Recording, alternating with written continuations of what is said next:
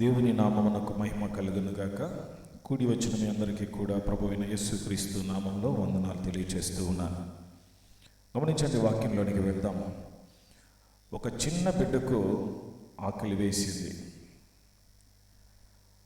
కానీ ఆ బిడ్డ అడగక ముందే తల్లి భోజనం సిద్ధం చేసింది. బిడ్డ ఇంకా ఏడవక ముందే, అడగక ముందే తల్లి బిడ్డ యొక్క ఆకలి తెలుసుకొని, బిడ్డ అవసరమును తెలుసుకొని భోజనం సిద్ధం చేసింది. గమనించండి దేవుని బిడ్డలారా, మన తండ్రి కూడా అలాగనే, మన పరలోకపు తండ్రి కూడా మన అవసరాలను మనం అడగక ముందే తెలుసుకుంటాడు. ఈరోజు నీకు ఏది కావాలో నువ్వు అడగక ముందే పరలోకపు తండ్రి తెలుసుకుని నీకు అందించడానికి ఇష్టపడుతూ ఉన్నాడు. గమనించండి, యెషయా గ్రంథము 65వ అధ్యాయం 24వ వచనం ఒకసారి చదువుదాం చూడండి.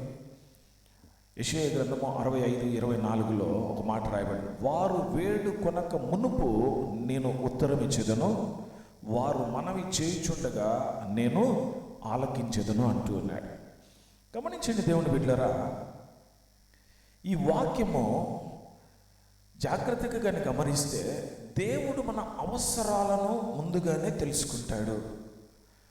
ఈరోజు నీకు ఏది అవసరం ఉందో, ఏది అవసరం లేదో దేవునికి తెలుసు. ఈరోజు నీకు అవసరం ఉన్నది తప్పకుండా ఆయన ఇస్తాడు. దేవుడు ఆలస్యం చేసే దేవుడు కాదు, తన సమయానికి స్పందించే దేవుడు. నీకు ఈ సమయానికి ఇది కావాలి అనుకున్నప్పుడు దాన్ని తప్పకుండా నీకు ఇచ్చే దేవుడుగా ఉన్నాడు. మన ప్రార్థనలు ఆయన చెవులకి చాలా విలువైనవి. నువ్వు ప్రార్థిస్తూ ఉంటే ఆయన వినే దేవుడుగా ఉన్నాడు. నువ్వు ప్రార్థిస్తే ఆయన నీ అవసరాలు తీర్చే దేవుడుగా ఉన్నాడు. అయితే మోకరించి ప్రార్థించగలుగుతూ ఉన్నావా? గమనించు, కొన్నిసార్లు మనం అడగక ముందే దేవుడు మార్గం సిద్ధం చేస్తాడు. నీకు ఏది కావాలో దాన్ని సిద్ధం చేసి ఇస్తాడని ప్రభు మాట్లాడుతున్న మాటలు మనం గమనించాలి. గమనించండి, మత్తయి సువార్త 6వ అధ్యాయం 8వ వచనంలో చూస్తే, మీరు అడగక మునుపే మీకు ఏమి కావాలో మీ తండ్రికి తెలుసు అని రాయబడింది. అదేవిధంగా కీర్తనల గ్రంథము 139వ అధ్యాయం 1-4 వచనాలుగా చూస్తే, దేవుడు మన మాటలు పలకక ముందే తెలుసుకుంటాడు. దేవుడు మన మాటలు పలకక ముందే, నీకు ఏది కావాలో నువ్వు అడగాలని ఆలోచన చేస్తూ ఉన్నావో, అడగాలని ప్రార్థించడానికి సిద్ధపడుతూ ఉన్నావో ఆయన తెలుసుకుంటాడు. రోమిలికి రాసిన పత్రిక 8వ అధ్యాయం 26-27 వచనాలుగా చూస్తే, మనం ఎలా ప్రార్థించాలో తెలియకపోయినా పరిశుద్ధాత్మ మన కొరకు విజ్ఞాపన చేస్తూ ఉంటాడు. దేవుని బిడ్డలారా గమనించండి, ఈరోజు నువ్వు ఏ సమస్యలో ఉన్నావు, ఏ ఇబ్బందిలో ఉన్నావు, ఏ అవమానంలో నువ్వు ఉన్నావు, దేనికోసం నువ్వు ప్రార్థించాలనుకుంటున్నావు, ఒకసారి ఆలోచన చేయి.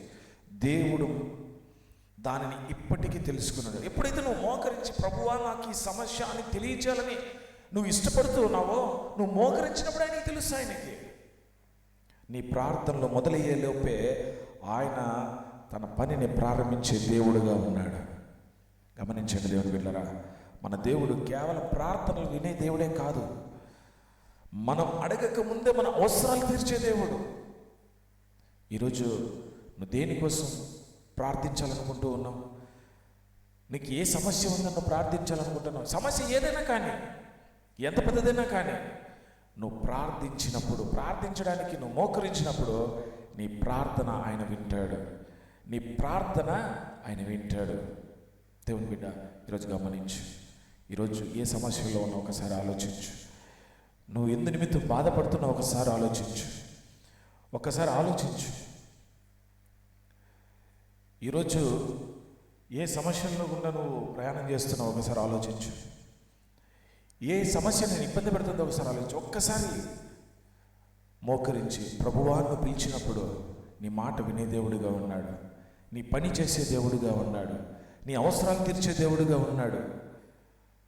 ఈరోజు ప్రార్థించగలవా? ప్రార్థించుదామా? అందరూ మోకరిద్దాం, ప్రార్థిద్దాం.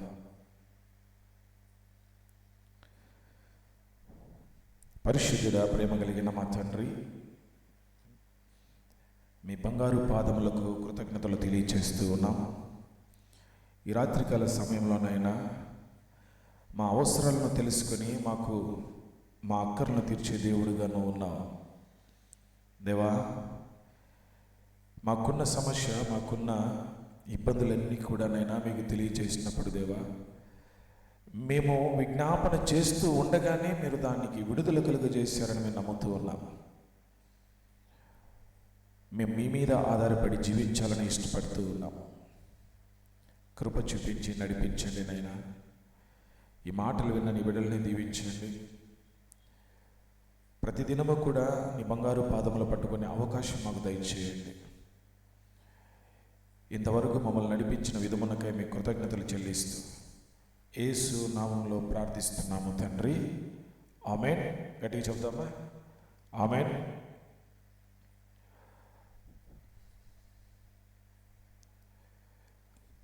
సమాధానంగా ఉండండి, సమాధానంగా వెళ్ళండి, తిరిగి సమాధానంతో కలుసుకోండి. అంతవరకు ప్రభువు మిమ్మల్ని దీవించును గాక. ఆమేన్. God bless you. అందరికీ వందనాలు.